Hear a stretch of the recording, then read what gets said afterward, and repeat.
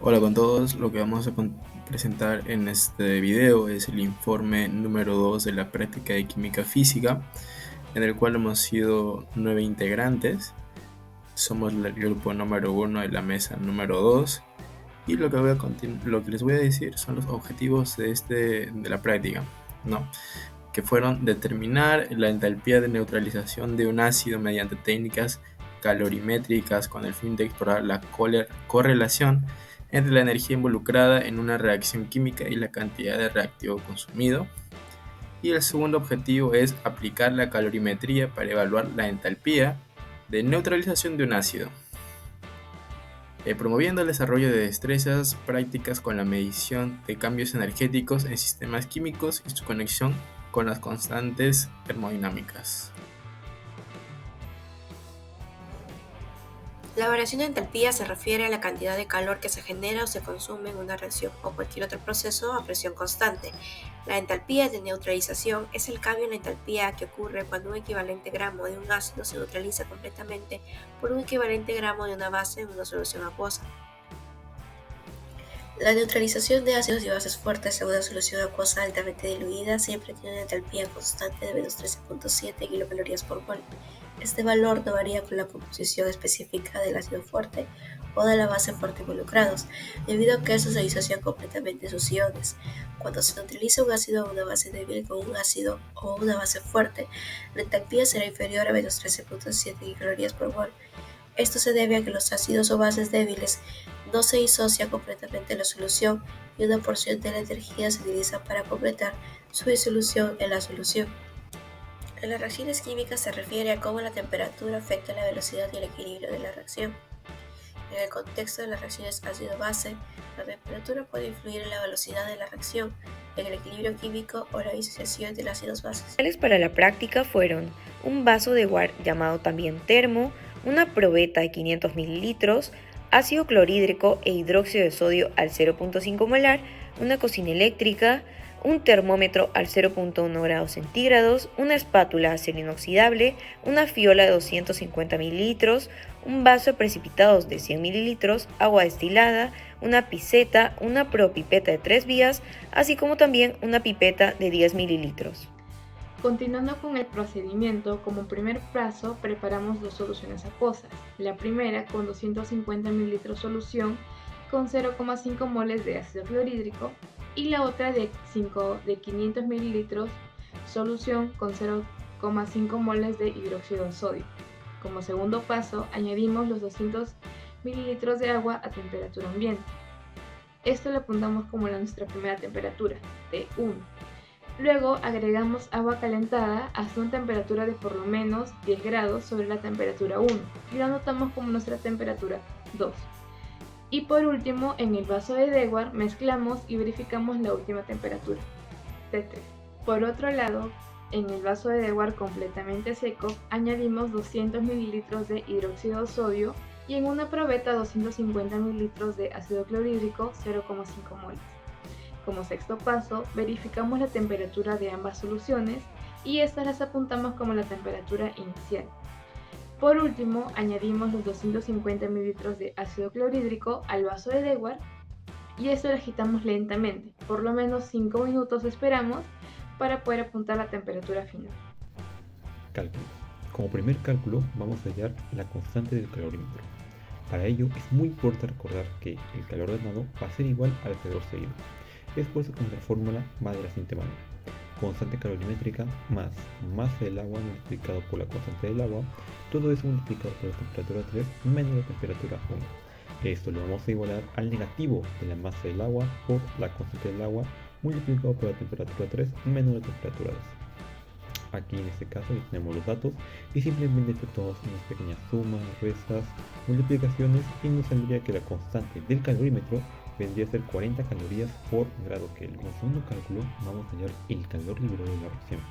Para ello tenemos la siguiente fórmula: calor va a ser igual a la constante del calorímetro más 400 calorías por Kelvin, todo eso multiplicado por la temperatura final menos la temperatura inicial.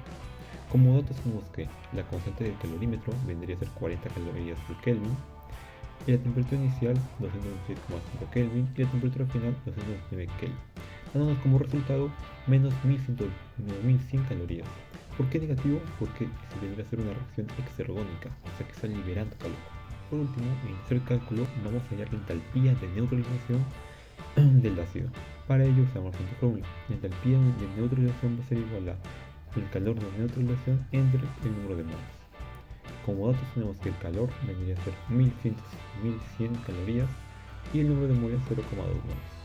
Dividiendo nos saldría que el calor de neutralización vendría a ser menos 5,5 kilocalorías por mol. Luego de hallar diferentes temperaturas del agua, hallamos el constante del calorimétrico, que nos salió menos 40 calorías por Kelvin. Este valor nos ayudó para poder calcular el calor liberado, que fue de menos 1100 calorías. Este resultado nos indica el calor que se libera cuando reacciona un mol de ácido clorhídrico con un mol de hidróxido de sodio para formar cloruro de sodio y agua. Posterior a ello se calculó la entalpía de neutralización, que se divide el calor liberado en el número de moles, donde nos dio menos 5,5 calorías por mol, lo que indica una reacción exotérmica. Continuando, pasamos a la discusión. La entalpía de neutralización es la cantidad de calor liberado o absorbido cuando se neutraliza completamente un mol de un ácido con una base, o viceversa, en condiciones estándar de presión y temperatura. Las reacciones de neutralización entre un ácido fuerte y una base fuerte liberan energía. En este caso, la reacción que se trabajó fue del ácido clorhídrico más el hidróxido de sodio, forman sales que son completamente ionizadas en solución acuosa y sus iones hidrógeno e hidroxilo forman agua.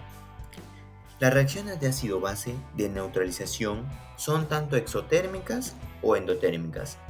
En este caso, el calor desprendido es de menos 1100 calorías. Además, la entalpía de neutralización es de menos 5,5 kilocalorías por cada mol. Es decir, es una reacción isotérmica porque libera calor provocando un aumento en su temperatura. Aplicaciones de la entalpía de neutralización en las industrias.